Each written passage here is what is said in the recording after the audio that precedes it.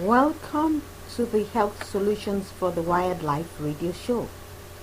This is a radio show dedicated to empowering all computer users to get a solution to the health problems inherent in today's wired life. This is the number one health issue for the 21st century, though many may not be aware of it. We are all suffering, whether you are aware of it or not. Well, my name is Adetutu Ijoshi. I am talking to you from the Vauxhall area of Union Township in New Jersey, here in the United States. I am a coach, author, consultant, and speaker on health solutions for the wired life.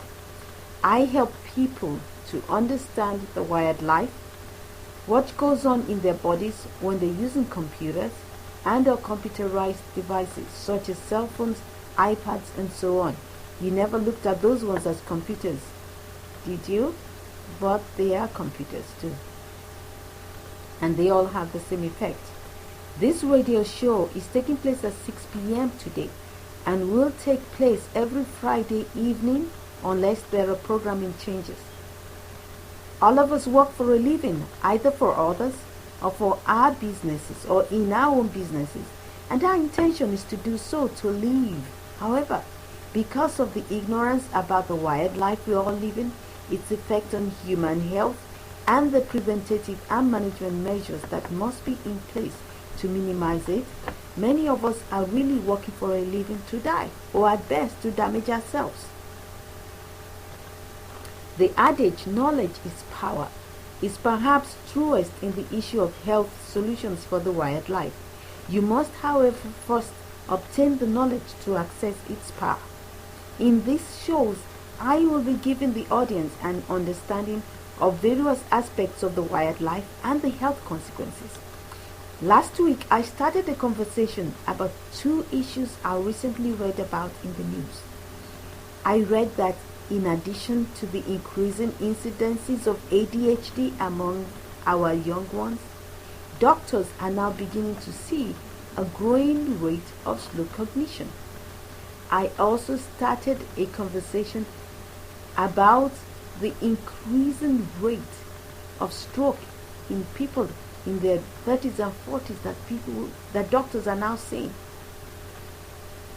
These are all very interesting developments whose advent can be directly connected to the advent of increased computer use.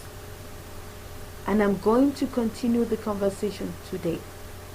If you were not around last Friday, please take time after this show to listen to that episode where I provided some background information about how the human body operates and how the balance of biochemicals in us determine our actions and abilities. As we learned, biochemicals are living light fields and so cannot be seen or touched. We only see and feel their effects. Yes, light cannot be seen. It is only the effect of light that can be seen. Indeed, light cannot be measured. It is the effect, it is the speed of the effect that we measure, because there is no carbon in light, and carbon is what we measure. Indeed, we are all living computers operated by living light. The computers we develop, however, non-living computers operated by lifeless light. In fact, the use of computers can be described as the outsourcing of the activities of living beings to non-living things. Of course, there will be a problem as the non-living things have no life to enable them perform the functions without our participation or without creating a lot of additional problems. There will be consequential side effects. Consequently, the use of computers in many cases involves more stress than normal and imperfection of the end products. We have, however, convinced ourselves that the monetary gain which if fully analyzed may not really exist if we count the health and social cost, is worth it. How does what I have said now correlate to the low cognition and stroke? Well, the depletion in biochemicals that occur from computer use affect our cognitive abilities. When we start to introduce children at a very young age to computer use, we put their whole mental ability at risk. In addition, they inherit depletions from parents who have become depleted themselves. So consequently, low cognition will be one of the consequences of the technology age. Here we will stop today. Next Friday, we will continue where we stopped. To get more understanding of these issues, please get a hold of my books, starting with the first one, Lessons I Learned the Hard Way. There are at the moment 15 of them, and the 16th one is in process. All my published books are all available at Amazon.com in print and in ebook format for most ebook readers, including Kindle, iPad, Sony, and so on. Come by again next week to learn more about the wired life and how you can protect yourself.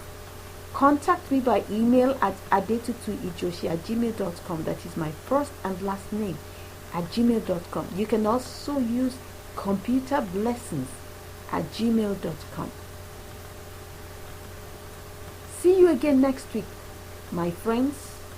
Meanwhile, share this broadcast with all you know in every way you can. Share the YouTube video link. Let it go viral, both nationally and globally. Let the media begin to talk about this issue, and let there be a national and global conversation that saves many lives, including yours. Again, thank you, my friends, and have a good night. See you next Friday at the same time. Goodbye for now.